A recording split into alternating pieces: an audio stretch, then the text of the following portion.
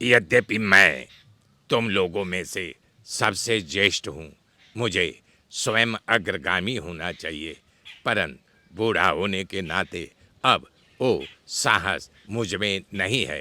अन्यथा वामन अवतार में जब भगवान विष्णु ने अपने 3 डग बढ़ाए थे, तब मैं वन, पर्वत, कानन सहित समूची पृथ्वी की 21 बार प्रदक्षिणा की थी। परंतु अब यदि साहस करूं तो 100 योजन जा सकता हूं, परंतु वापस नहीं आ सकता। परंतु तुम लोग खेद मत प्रकट करो।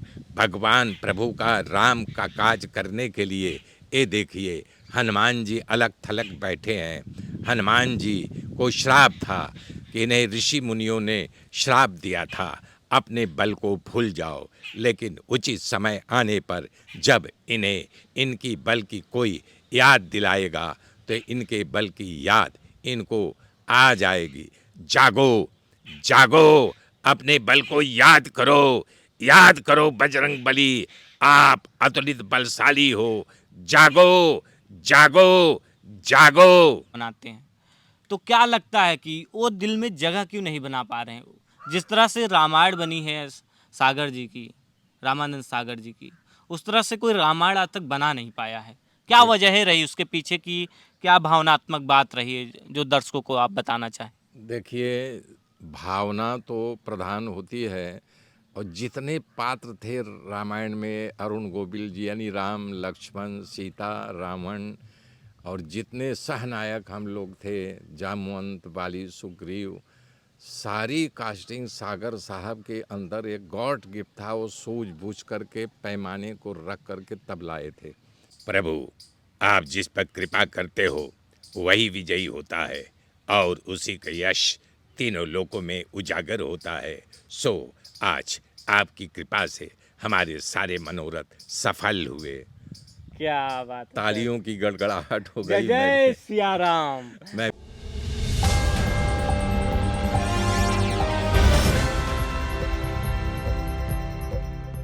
नमस्कार दोस्तों, मेरा नाम है प्रमोद गुप्ता और आप देख रहे हैं जी भारत न्यूज़। इस वक्त मेरी मौजूदगी उत्तर प्रदेश के भदोही ज़िले में है और यह भदोही ज़िले का हरिहरपुर गांव है और क्षेत्र सुरजावा है। रामायण विश्व में सबसे ज़्यादा देखा गया। हम लोग जब बचपन में थे रामायण देखते थे, लेकिन ये नहीं पता था कि रामायण की शूटिंग हुआ करती है, फिर रामायण बनती है। श्री रामानंद सागर हो या श्री राम भगवान हो, लक्ष्मण हो या सुग्रीव हो या जामवंत हो, हम सबको देखा करते थे, लेकिन उनके असली रूप को, उनसे मिलने की जो इच्छा रहती थी वो हमेशा हमारे मन में रह जाती थी, लेकिन हम उनसे शायद ही मिल पाते थे। लेकिन आज हम आपको रामायण के ही एक चर्चित किरदार जामवंत जी से मिलवाने वाले हैं। आखिर रामायण की शुरुआत कैसे हुई, जामवंत जी जो श्री राजशेखर उपाध्याय जी हैं वो जामवंत का किरदार कैसे निभाते हैं, सारा कुछ हम आपके साथ दिलचस्प जो किस्सा है वो सब शेयर करेंगे। सबसे पहले सर आपका जी भारत में बहुत बहुत स्वागत है। जय श्री राम। जी भारत न्यूज़ चैनल को जितने दर्शक हैं, बार बार लगातार मेरा नमन नमन नमन। जय श्री राम। रामायण विश्व में सबसे ज़्यादा देखने वाली धारावाहिक बनी, क्या कहना चाहेंगे इसकी सफलता पर? विश्व की रिकॉर्ड तोड़। दरअसल हमारे हिंदुस्तान का हमारा पौराणिक ग्रंथ है, राम के ऊपर है, तो राम से मिला जुला ये किरदार जितने भी उसमें, चाहे मैं हूँ जो, चाहे श्री राम हो, चाहे सीता मैया हो, चाहे लखन हो, चाहे विभीषण हो, सारे के सारे लोग चर्चित हो गए थे। राम की कृपा उनके ऊपर बरसती थी। राम मैं सब हो गए। ठीक से बैठ जाऊँ। ये सर आपकी जो शुरुआत है एक्टिंग की, ये कहाँ से शुरुआत हुई और कैसे आप रामायण की, श्री रामानंद सागर की जो रचित है रामायण उसमें कृत है, तो उसमें कैसे आपका रोल मिलता है जामवंत जी का? क्या किस्सा है उसके पीछे की स्टोरी क्या है? एक्चुअल कहानी ऐसी है, मैं 8वीं क्लास यहाँ सुरियावा में मिडिल स्कूल है, जी जी। आज भी है, तब भी था। तो स्कूल का टूर्नामेंट यानी कि शिवपुर बनारस के पास जाया करता था। तो हर स्कूल वाले अपने अपने प्रसार के लिए कुछ यानी कि पीटी, कुछ स्काउट गाइड, तो यहाँ से हमारे एक टीचर थे, उनका लगाव था नाटक में, तो ले करके एक शो बनाया। तो उसमें मुझे जादूगर, चूँकि मैं लंबा था, सब बच्चों अच्छा। से हमारी हाइट लंबी थी और खूबसूरत भी था। जी, जी। बोले नहीं, ये जादूगर के रोल के लिए परफेक्ट है, लंबा है, बोलता भी बहुत अच्छा था क्योंकि जमींदार का बच्चा था, हाँ। नीडर था। तो बहुत अच्छा किया, यहाँ तो किया ही, लेकिन जब वहाँ शो प्रेजेंट किया गया तो कहानी ऐसी है, एक गांव का नाऊ रहता है और नाऊ बड़ा अड़बंगी रहता है। तो बोले चल दाढ़ी बना के उसको मारते हुए बोले पैसा तेरे खेत दिया हूँ, तो बेचारा त्रसित होके भगता है। तो जाके जादूगरी सीखता है, कामरू कामाख्या से आता है। तो गांव वालों को, मुझको आज भी वो डायलॉग याद है। तो वो आता है तो उसको बुलाते हैं, दाढ़ी बनवाएगा? बोले हाँ। तो बोलता है टूना के बम टिलिली के बम ठास। कोई लकवा मार देता था, कोई बोलता नहीं था। हास्य व्यंग्य था कि गांव में ऐसा होता भी था तब उस ज़माने में, ये बहुत चर्चित हो गया। तो मेरे अंदर जो सोई हुई कला थी कि मुझे लगा कि नहीं यार, ये मैं भी एक्टर बन सकता हूँ। हाँ, तब इतना नाम नहीं था और घर में कहने पर मार भी पड़ी थी हाँ। कि नचनिया शब्द लागू था कि नचनिया बनेगा, अच्छा। बढ़ाई करेगा। अच्छा, जब आपने घर वालों के सामने प्रस्ताव रखा कि मैं फिल्मों में काम करूंगा या एक्टिंग करूंगा, तो घर वालों ने आपको बोला नचनिया बनोगे? मतलब भाई, पिताजी डांटे थे कि मम्मी? कौन ज़्यादा सख्त था आप पर? पिताजी भी, हमारे दादाजी भी थे और समाज भी। तो मैं अमिताभ जी का वही जो बता रहा हूँ माधुरी में, कि देखिए इलाहाबाद के हैं, और शत्रुघ्न सिन्हा का भी फोटो छपा था उसमें कि ये बिहार के हैं, और ये जब बन सकते हैं तो हमारे अंदर खूबी है, तो मैं क्यों नहीं बन सकता हूँ। अच्छा, आपने घर वालों के सामने प्रस्ताव रखा कि जब अमिताभ बच्चन अपने ही बगल के जनपद के हैं, इलाहाबाद के। इलाहाबाद के हैं, वो इतने बड़े स्टार बन सकते हैं, इनकी फोटो छप सकती है। शत्रुघ्न सिन्हा बिहार के हैं, उनकी फोटो जब छप सकती है तो मेरी भी फोटो यहाँ छप सकती है, मैं भी बड़ा एक्टर बन सकता हूँ। घर वालों के सामने आप प्रस्ताव रखते हैं। हाँ, तो यही सोच करके मैंने अप्लाई किया और मैगजीन बराबर मंगाता रहा। मंगाता क्या रहा, सूर्यावा के स्टॉल पे कृष्णानंद पत्रकार तब भी था, आज भी है, तो उसी के स्टॉल से ला के पढ़ता था। उसमें एक बार छपा हुआ था कि जो हीरो हीरोइन बनना चाहते हैं, ट्रेनिंग लेना चाहते हैं, पूना ये है FTI, फिल्म टेलीविज़न इंस्टीट्यूट। तो मैंने वो सब ले करके यहाँ से रजिस्ट्री कर दिया। अपना 2 फोटो भेजा था, पूरा डिटेल भेजा था, लंबाई चौड़ाई, आवाज़ क्या क्या जानते हो, भाषाएं लिख के भेजा था। और सही 1 महीने के अंदर मुझे कॉल लेटर आ गया अच्छा। कि आपका जो है इंटरव्यू फला फला तारीख को है और आप बम्बई आइए, फिर वहाँ से मार्गदर्शन किया जाएगा। अच्छा, तब मैं पिताजी को दिखाया तो बड़े सोच में बोले कैसे सफल होगे, कैसे यानी वहाँ पर जियो खाओगे, और यानी कि ये सब नौकरी करते तो अच्छी बात थी। बोला नहीं, मैं प्रयास करूँगा, आप चिंता मत कीजिए। तो 1000 रुपये लेके टिकट लेकर के 2 टियर, जो आज AC कोच चलता, तब AC कोच नहीं हुआ करता था, तो उसी से मैं ले करके बम्बई पहुंचा। तो वो एड्रेस पर गया तो पता चला किशोर कुमार जी का है, दादा मुनि। तो उनको मिला तो देखे, बैठाए, चाय कॉफ़ी, उन्होंने बोले क्या पियोगे? बोला चाय पीता हूँ। तो सारा इतिहास वो हमारा पूछे, बोले घर का आमदनी, बोला कमाने वाला भाई है, सब कुछ है, लेकिन मैं अपने बलबूते पाया हूँ। कि बोले देखो वो इंस्टीट्यूट बंद कर दिया गया। बोले तब? तो बोले हताश निराश नहीं हो, आपकी आवाज़ अच्छी है, आपके चेहरे में रंग जो उतार चढ़ाव होता है जाहिर चलता है। तो बोले आप जाओ थिएटर करो, एक रंग मंदिर है, दूसरा पृथ्वी थिएटर, शशि कपूर का पृथ्वी थिएटर था, जी। और रंग मंदिर बांद्रा में था, ये जुहू में था। तो वहाँ जब काम के लिए गया तो लोग अपनी अपनी खिचड़ी पका रहे थे कि छोटा सा रोल दूंगा, आते रहो जाते रहो। तो संघर्ष तो था ही। मैंने अपना जो है नाटक ग्रुप बना लिया था। हमारे नाटक में बबलू मुखर्जी, केष्ट मुखर्जी का लड़का, और यानी कि मास्टर राजू, जो अमिताभ जी की तमाम 55 को रोल किया है, ये सब को मैंने कि लेकर के नाटक शुरू किया और सफलता की ओर बढ़ता गया। कई शो किया। लास्ट हमारा नाटक था पृथ्वी थिएटर में, वांटेड न्यू फेसेस, नए चेहरे चाहिए। तो यही भूमिका थी कि जो स्ट्रगल कर रहे हैं, वांट पढ़ कर के जाते हैं, बेचारे दुख झेलते हैं, भाग जाते हैं बम्बई छोड़ कर के या अलग सलग व्यवसाय कर, लेकिन वो सपना पूरा नहीं होता। थे मेरा इस दौरान तो आपको भी बहुत कठिनाई आई होगी। मैं बताया ना कि मैं अपनी सिक्योरिटी चालू कर लिया था बम्बई में जीने खाने के लिए। अच्छा। वॉचमैन, बिल्डिंग गोडाउन, और ये चीज़ अमिताभ जी भी जानते थे। उनसे कहा था कि मैं वॉचमैन सप्लाई का धंधा मैं आपके यानी कि बंगले कर, बोले हमारे यहाँ देखिए एसपीएस है और उसका एग्रीमेंट बना हुआ है, उसके अच्छे अच्छे गार्ड्स हैं, अभी आप नया नया शुरू किए हो, आप शुरू कीजिए और आप बढ़ोगे। तो देखते देखते सिक्योरिटी में कम से कम नहीं सैकड़ों आदमी मैंने खड़ा कर लिया। अच्छा नहीं कि हमको पैसा मिलता था, इसी के बलबूते में बम्बई टिका और संघर्ष करता रहा।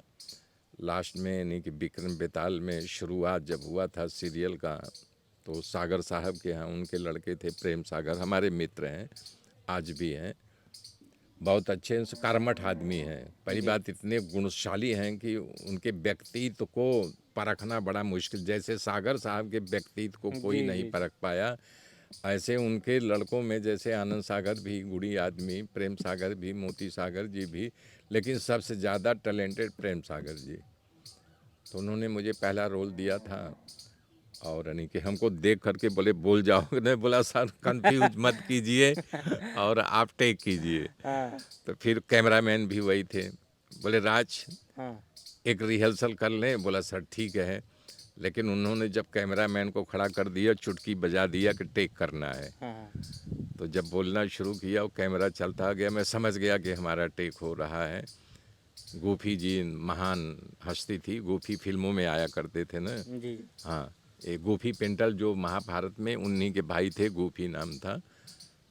उन्होंने दगड़ू का रोल किया था, उसमें मैं राजकुमार, मैं पॉपुलर हो गया उनके निगाह में आ विक्रम गया। बेताल से ही। हाँ, विक्रम बेताल से उन्होंने कई रोल कराया था। आखिरी 2 एपिसोड तब जो भगवान राम थे वो मुख्य किरदार में थे।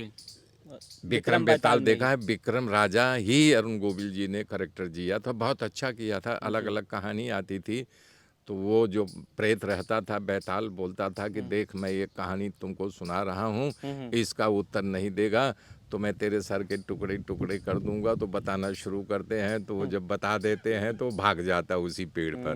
फिर यही संघर्ष करते करते पूरा एपिसोड ख़त्म हो जाता है विक्रम बेताल का। तो उन्हीं सारे एक्टरों को एक दोस्ती जैसे हो गई, तो सागर साहब के दिमाग में आया कि क्या बनाया जाए, क्या बनाया जाए। तो ये उन्होंने वही टीम थी जो विक्रम बेताल में काम कर रही थी, जो सारे रामानंद सागर रामायण में। सारे लोग वही थे। तो ये नसीब होता है ना कि लोग, जैसे कि आप महाभारत के जिक्र की, एक लोग रो रहे थे तो ड्रामा था कि इंडस्ट्री में हो तो आज नहीं कल मिलोगे जुलोगे। मान लो अगली सीरियल बनाएंगे तो हमारे अंदर गट्स है, टैलेंट है तो बुलाएंगे ना। लेकिन रामायण में ऐसा कुछ नहीं, जो रामायण में था वही उत्तर रामायण में सागर साहब ने मुझे एक अच्छा रोल दिया था गुप्तचर का, आर्य सुमागंध। तो जो यानी कि जिसके कारण जो है सीता निकाली जाती है, तो वो जासूस रहता है गुप्तचर, वो एक औरत आती है न्याय मांगने, तब वो औरत चली जाती है तो प्रभु राम बोलते हैं उसका पता लगाओ नहीं तुमको निलंबित कर दूंगा, मुंह मत दिखाना। तब वो आगे बताता है कि फला फला गांव की है, और वो कारण तो बताता है कि प्रभु बहुत सारे ऐसे अनर्गल बातें हैं, कहने सुनने से कोई फ़ायदा नहीं। अच्छा सर, जब आपको जामवंत का रोल मिलता है तो ये गेटअप वेटअप कैसे, तैयारी कैसे डिसाइड होता है, उसके पीछे की कहानी क्या है? एक्चुअल जब सब कास्टिंग होने लगी तो ये पापा जी रोल को बचा करके बुलाए, बोले वो पंडित जी को बुला लाओ।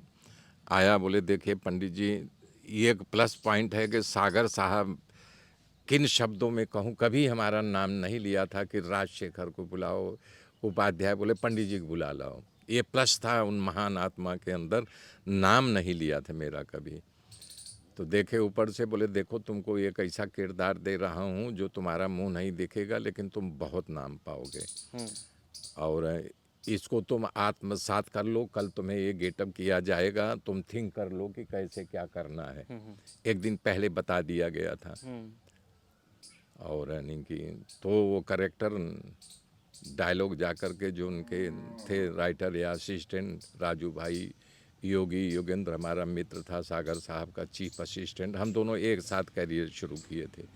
अरमान फिल्म में इनके यहाँ किरदार किया था सागर साहब के। तो जब मैं नाटक शुरू किया था तो हमारे नाटक का डायरेक्शन वही दिया करता था, अच्छा। योगी योगेंद्र। तो बोला राज तो नर्वस मत हो, तो सोच थिंक कर। उसको मालूम था ना ये आदमी आत्मसात कर लेता है, करेक्टर को पकड़ लेता है, उसको नॉलेज था ना, चूँकि हमारा मित्र था ना। ईमानदारी से रात भर मैं परेशान रहा, 1:30-2 बजे नींद आई, सुबह गेटअप लेना था। और यानी गेटअप लेके आया, डायलॉग तो याद था। तो इसके जो मेकअप दाता थे तो हमको उत्साह बढ़ाए, बोले राजशेखर बुजुर्ग थे, बोले तुम देख रहा हूँ तुम निराश हो, बोल नहीं रहे हो, तुम एक करेक्टर बहुत अच्छा करोगे, मैं तुम्हें आशीर्वाद दे रहा हूँ, जाओ इसका नहीं कि रिहर्सल करो बैठ के रूम में, इधर उधर मत भागो। तो सब मुंह लग गया, ड्रेस पहन लिया, कुर्सी पंखे के नीचे बैठा। तो अचानक ड्रेसमैन बोला कि पंडित जी बुलावा नहीं, असिस्टेंट आया, बुलावा आ गया। तो मैं ऐसे मुंह फैला, क्या भारी आवाज़ निकाली, बोला राज तुमने क्या बोला? तो मैं भी सन्न हो गया। तो बोला एक बार से फिर बोलो, बोला बैठ बैठ इधर आ। तो वो मैंने पूरा डायलॉग भूल गया। बोला अरे राज, तो योगी को बुलाया जो हमारा मित्र था इनका, सागर साहब, वो घबरा गया, क्या हो गया?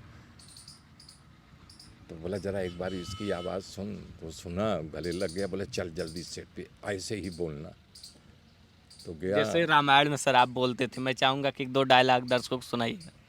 वही डायलॉग, पहला डायलॉग था कि हनुमान जी जो है सीता माता का पता लगा के आते हैं, और राम लक्ष्मण सुग्रीव भालू बानर नल नील सब बैठे हुए हैं। तो हनुमान जी सीधा प्रभु के चरणों में गिर जाते, कुछ बोल नहीं रहे, उनका सर सहला रहे हैं और हक्का बक्का होके एक दूसरे को देख रहे हैं।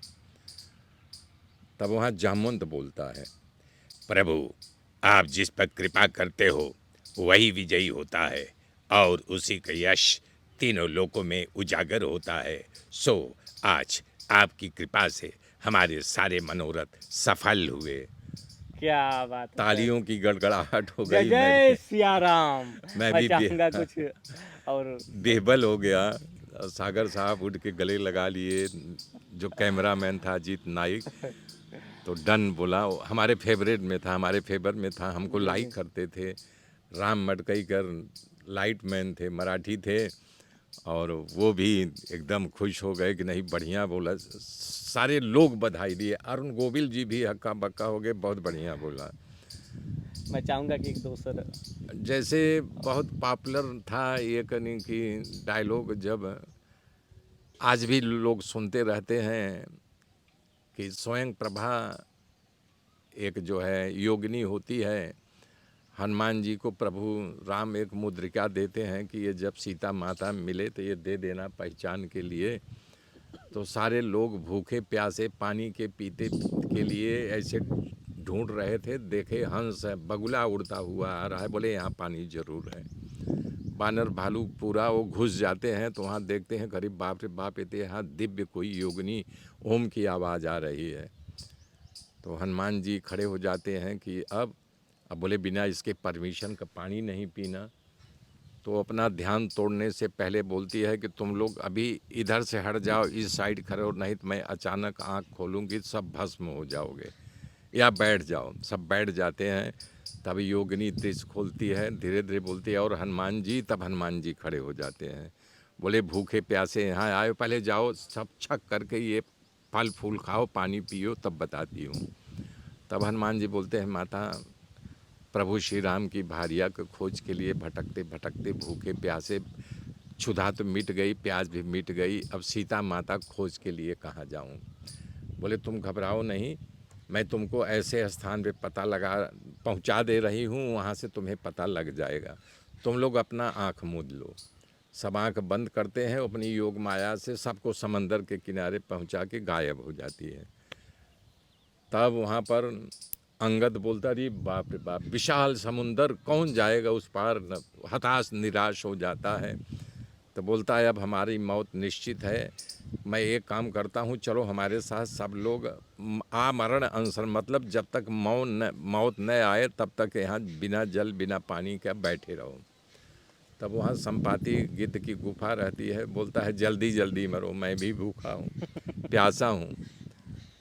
तो वहाँ पर यानी कि अंगद कहता है, एक तुम गिद्ध हो, एक जो है जटायु गिद्ध थे कि भगवान राम के लिए रावण से लड़ते लड़ते अपने प्राण की आहुति दे दी। तो अब वो गुफा से बाहर बोले, हमारे भैया जल्दी बताओ क्या बात है, सारी बात बताते हैं। तब बोलता है, हमें, मैं जा नहीं सकता, हमें पानी लाओ, अपने भाई को अंजलि दूं पानी की। तब बोलता है, मैं अपने, यानी गिद्ध बहुत दूर तक देखता है, ये सच्चाई है।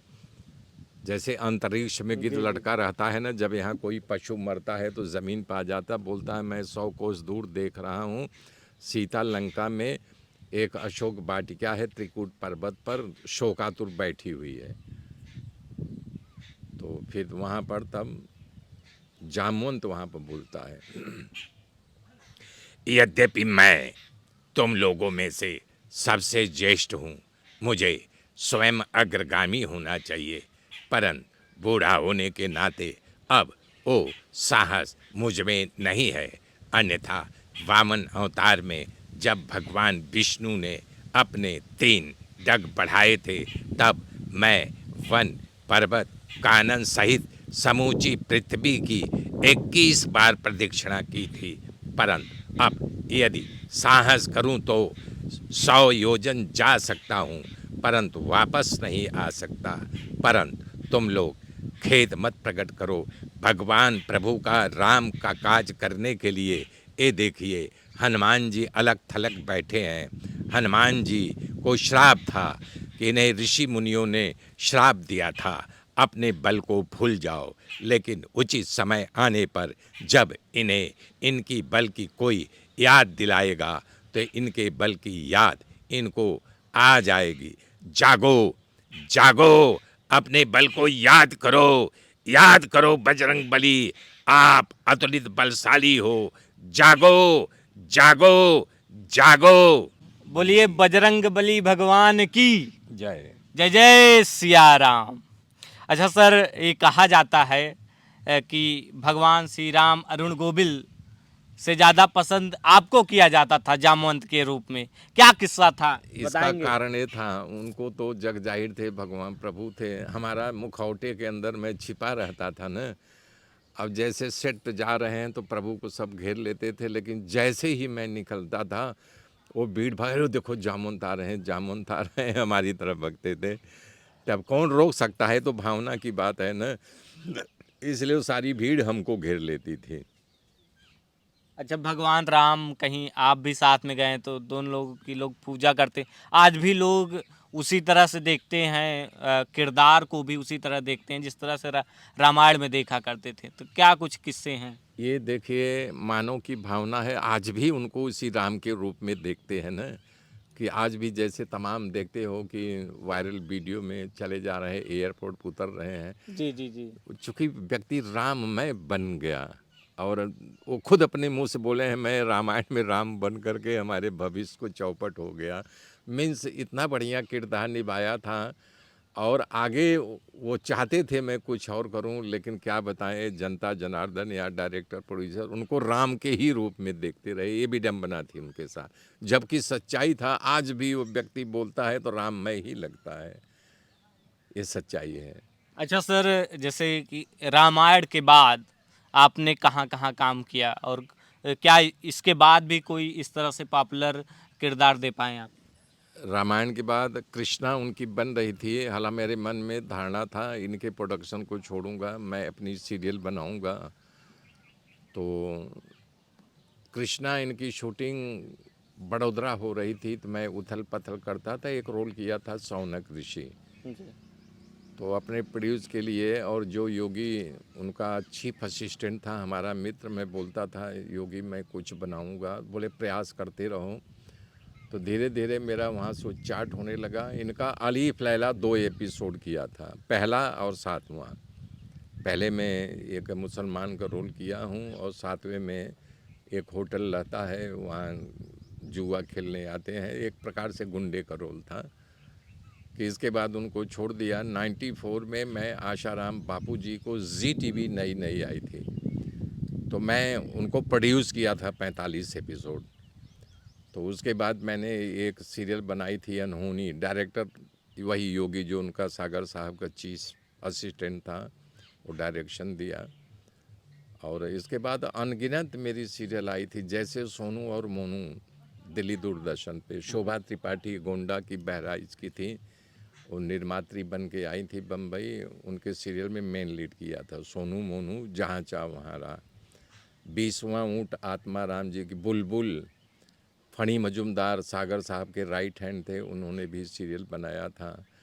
और Maratha the great of Maratha Sanjay Khan का था, टीपू सुल्तान में भी काम किया था। और यानी कि ये तारा एक सीरियल आती थी जी पर, वो किया था, दिल्लगी जी का किया था। अनगिनत सीरियल तब भी और आज भी। जब ये दौर शुरू हुआ तो जितनी सीरियल बनती है स्वास्तिक प्रोडक्शन और कंटीलों का, स्वास्तिक सिद्धार्थ तिवारी और कंटीलों का, यानी कि सारे शो में, जैसे महाराणा प्रताप और इनका महाभारत, रजिया सुल्तान, यानी कि कर्ण, सूर्यपुत्र कर्ण, और यानी कि हम 5, एकता कपूर की, अनगिनत अनगिनत, जो कि आज भी मुझे सारे नाम नहीं याद है, इतनी मैंने सीरियल किया है। क्राइम पेट्रोल, अनगिनत रोल किया हूँ क्राइम पेट्रोल में। और तमाम सीरियल, बाल हनुमान, खुद मैं ढूंढने जाता हूँ कौन कौन किया हूँ तो यादगार नहीं आता। आज भी कर रहा हूँ और सालों से मैं कर रहा हूँ। प्रोड्यूसर भी हूँ, राइटर भी हूँ, एक्टर भी हूँ। अपने लड़के को लेकर के, विनय उपाध्याय को, मैंने बहुत सारे शो बनाए हैं कि 4-5 सीरियल बना। संत नरसिंह मेहता जो आस्था पे टेलीकास्ट था, और मैजिक चैनल जो लास्ट में बिग मैजिक हुआ था। इसके बाद सत्यनारायण की कथा, हरिश्चंद्र तारामती, कच्ची सुपारी 2 एपिसोड अभी आगे बनने जा रहा है, और नवनाथ एक सीरियल बनाने जा रहा हूँ। एक समय था सर जब आप मुंबई गए थे, रामायण शूट हुई थी, लोगों के घर घर में चली थी। फिर से जब लॉकडाउन आया तो लोगों के घर घर में चली और विश्व में सबसे ज़्यादा चलने वाली धारावाहिक बनी। लेकिन बहुत सारे इस तरह के पवित्र ग्रंथों पर बहुत सारे सीरियल, धारावाहिक निर्माण हुए।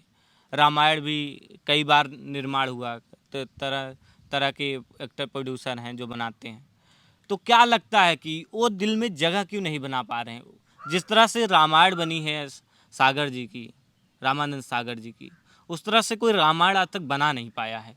क्या वजह रही उसके पीछे की? क्या भावनात्मक बात रही है जो दर्शकों को आप बताना चाहें? देखिए, भावना तो प्रधान होती है, और जितने पात्र थे रामायण में, अरुण गोविल जी यानी राम, लक्ष्मण, सीता, रावण, और जितने सहनायक हम लोग थे, जामवंत, बाली, सुग्रीव, सारी कास्टिंग सागर साहब के अंदर एक गॉड गिफ्ट था। वो सूझबूझ करके पैमाने को रख करके तब लाए थे, कि उनकी महानता थी। अच्छा सर, जैसे कि आपने महाभारत में देखा था कि जिस तरह से आप बता रहे हैं वो ड्रामा था कि जब लोग छोड़ के जा रहे हैं तो लोग कितना भावुक थे।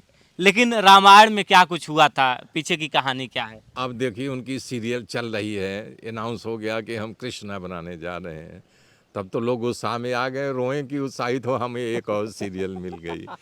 अब उनके यहाँ नहीं बनना था तो क्रिएट किए थे कि हाँ हम इतने दिन तक रहे, वो सब एक यानी कि ड्रामा था। खैर ठीक है, मान लो उनके पास आगे कोई प्रोडक्शन हाउस में नहीं काम था तो नहीं हुआ। अच्छा सर, रामायण इतना फेमस हुआ, जैसे कि किरदार इतना फेमस है कि लोग उनको जानना चाहते हैं। लेकिन कुछ किरदार हमारे बीच नहीं है, जैसे हनुमान जी हो गए, निषाद राज हो गए। तो कौन कौन नहीं है इस हनुमान जी दारा जी हमारे प्रिय मित्र थे, हमारी बड़ी इज्जत करते थे। उनके यानी कि शौक में मैं, उनकी जब चिता जलाई जा रही तब भी था, वहाँ साथ साथ था। और ये जब लॉकडाउन लगा, जिस दिन रामायण टेलीकास्ट होने जा रहा है उस दिन हमको एक फ़ोन आता है कि एक लड़की फ़ोन करती है कि हमारे जो है पिताजी नहीं है, वो सुग्रीव की श्याम सुंदर कलानी की लड़की थी, जबलपुर से फ़ोन किया था। बोले बेटा मेरा नंबर, बोले सर आपका नंबर मैंने कहीं से लिया था और जो व्यक्ति दिया है आपको जानता है। तब मैंने अरुण जी को सब फ़ोटो भेजा जो राम बने थे। बोले क्या तुम साहब, बोला नहीं देखिए पेपर अगर मैं झूठ बोल रहा हूँ ना, ये फाट करके अपना वो लगा दिए फेसबुक। उसमें मैं फेसबुक नहीं चलाता था। इन लोगों को देख करके बोला भग जाने तो मैं फेसबुक नहीं चलाऊँगा, जाने दो हमको नहीं है टीआरपी चाहिए। तो जब देखा अरुण गोविल जी लगाए हैं और इतने लोग फॉलो करने लगे, देखते देखते वो लोग बढ़ गए। वो हुआ दीपिका जोई, सुनील लहरी। ते हमारे बच्चे जब मैं घर आया तो ये लोग बोले नहीं आप भी चालू करो फेसबुक। मैं बोला भग हमको ये टेंशन होता है, सबको फॉलो करो ठीक करो, उनका मैसेज भारी पड़ता था, लेकिन धीरे धीरे करने लगा। तो ये चले गए। अब जब ये मरे तो ये एक नल नील जो बना था इलाहाबाद का है, गिरिराज शुक्ला हमारा परम भक्त है, उसका फोटो ये लोग छाप दिए कि मर गया गिरिराज शुक्ला। तो उनके घर से फ़ोन आया और वो बम्बई बेचारा बीमार। बोला नहीं वो नहीं, वो सुग्रीव जो बना था, तो उसको फ़ोन किया। बोले यार तेरे घर से फ़ोन आ रहा है तू मर गया। बोले हाँ साला यार ये कैसे हो गया। तो बोला ऐसे ऐसे अफवाह थी। कन्फ्यूजन, हाँ ऐसे ऐसे कन्फ्यूजन में। और अरविंद त्रिवेदी भी हमारे दोस्त थे, श्री बहुत अच्छे हनुमान जी। इंसान थे। हाँ तो वो भी लॉकडाउन से ही बीमार चल रहे थे और उम्र भी हो गई थी, 80-85 साल के हो गए थे। आवाज़ क्लियर नहीं थी, कान से सुनाई नहीं दे। और चंद्रशेखर जी जो सुमंत बनते हैं, अशोक शेखर हमारे अच्छे मित्र हैं, हमारे टच में हैं। तो उनको फ़ोन किया, बोले राज पिताजी बोल नहीं पा रहे हैं तो इंटरव्यू कैसे दें। तो नारद टीवी वाले फ़ोन किया कि उनका तुम फ़ोटो यहाँ से मंगा लो, वो यहाँ से ऑनलाइन वही ले कर के बोल दो तुम।